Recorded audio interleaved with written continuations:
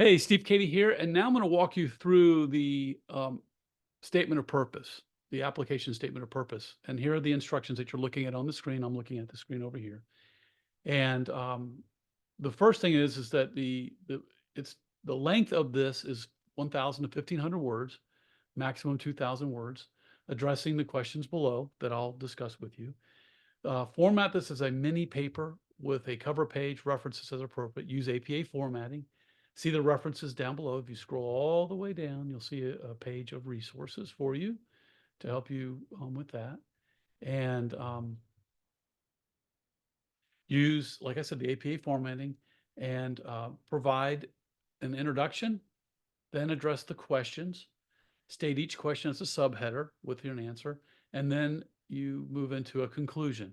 You want to have an introductory paragraph or two, have your questions answered, and then a conclusion paragraph or two. And keep it within the 1,000, 1,500 words, max 2,000. So as you come down here, you see the introduction. So the first thing is to provide an introduction that invites us into your personal statement. And again, I always encourage people to think of their signature way of inviting people in. And then you move from that into the questions, and you have questions as a header and a subheader, purpose and outcomes. And so share with us your purpose or calling as it relates to your professional pursuits. Help us see that core calling that you have and how it's influenced you over the course of your various professional pursuits, from your degrees you received to your professional work experience, to community involvement, to the things that relate to and have informed you in your passion and your calling and your purpose. And why do your purpose and pursuits matter to you? So help us understand a little bit about why your purpose matters to you. And what are your professional long and short-term goals? So as you connect the purpose and your pursuits, professional pursuits, connect it into your long and short-term goals. Help us understand what you're achieving in the short term and the long term. And address with us how this degree is going to help you in achieving your purpose and goals, which are in service of your calling and your passion and your purpose in life as you see it. And you don't have to be perfect in this. And I think sometimes it doesn't have to be profound. It has to be really connected to helping us understand why this program at this point in time in your life, why it fits in, and why it matters to you. One of the most important predictors of success in any graduate program is going to be that it's clearly connected to something that matters to you, a calling, a purpose, a reason for doing the program. So you're doing the program in order to something, which is typically in service of doing a meaningful work that matters to you in the world. So help us understand that a bit. Then move into number two, which is your learning experience. And you'll be joining a learning community with other students in a cohort. We're a cohort-based program, and we have 3 years of residencies from your first year to the second year of coursework to the third year dissertation.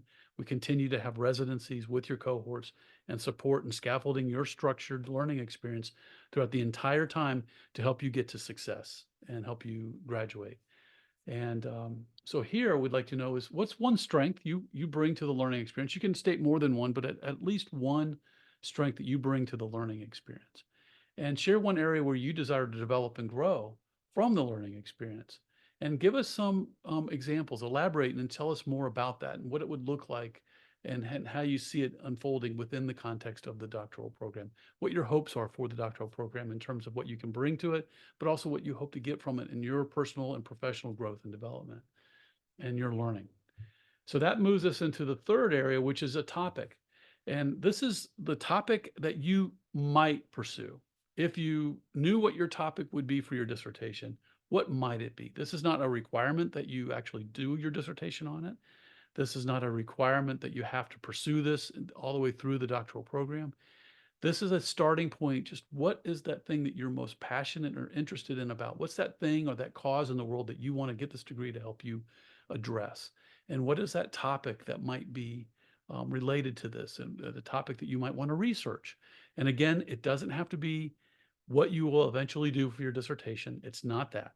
It can be for sure. And some people come in and it becomes the topic that they focus on. It does evolve because through the doctoral program, we help you learn how to scope out and build your thought leadership agenda and your stream of work and thought leadership. And so in that, you're going to learn about how scoping and how to probably shorten, shrink, and narrow your scope for papers and things you write in areas of learning. And so in this case, just pick a topic that you think you would like to explore. And the narrower the better, typically. And pick the topic and that you plan to address in real time while you are in the program. And so again, it can be that intro topic, and we'll help you with it through the course of the program. But share with us what that topic is, and it is intended to grow into your dissertation, but doesn't have to, because it oftentimes shifts, and oftentimes people pivot or shift or change because they've learned something. They realize that's not what I want to do. I really want to do this, but I thought I wanted to do this topic here. And as I worked on it, it introduced me to something more important to me. And I think the best way to get to the thing that you're most passionate about pursuing, you got to start with what you know right now. So don't feel like it's the end all. You're committed to it and that you have to do it or you're required. Not at all. And so the topic you write about can change once you start the program. As I said there, in your response, use the following prompts to guide and guide as guidance and ideas to help you frame your answer. First, tell us what the project title is, and you can make this as a subheader, subheader within your paper. Give us the context, the situation. Why it is important to address right now? What's that need in the world, or the situation or the need that requires this topic? Describe the context for the topic in terms of setting, presenting issue, and underlying needs or root causes, and help us understand that context. And then move into, okay, what's an assessment? How can you better understand the factors or variables in the situation as a problem or an opportunity? What might the root causes or influences be? And then you move into the purpose and outcomes. What's the purpose of the project? What specific outcomes or impact do you want to see from the project's completion? And so that gets at sort of the initial assessment and the root causes, and the research question begins to move in this area of purpose and research question that you're curious about. What is that thing that you want to address? That you would be, if the question was answered, it will really help you address the challenge, the opportunity in the context that you've described to us. So share with us that and what kind of outcomes or impacts you hope to see from completing the project. How will it contribute to and inform and help you address that overarching purpose that you're trying to achieve? Then move into stakeholders, like describe the leaders and other people, stakeholders that need to be involved along in the project. Who will you be engaging with? How would this project help um, help these people, and particularly in what role these people will play in that? So share with us a little bit about the stakeholders, the participants, and the people that will be impacted by this project. And you can think of it in terms of responsible, counted, accountable, consulted with, informed, RACI, or even facilitation, which is RACI plus F. And that's a project management term, RACI, and that goes with the RACI. And then sometimes they add an F to it in project management called facilitation. So the final thing here is connection. Describe how this project relates to your professional purpose and goals that you described up above and mentioned in the first question. Just help us connect it back to that and to that question number one. So you're not going to go wrong by answering this in the direction you go. Use what I'm sharing with you as a guide to help you have some structured way of discussing something that you're interested in, a topic you're interested in, a topic you're interested in addressing, figuring out how to resolve, help, improve, change, if you will. And use this to help guide you as you think about how to talk about that topic and what it might be. And again, I stress, it doesn't have to be the topic you're going to do in the program. It's a starting point that may hopefully open the doors to getting you closer to the real topic of your dissertation as you go through the program. You'll create a conclusion, provide a conclusion that addresses your reflections on answering the questions and any final points you wish to make.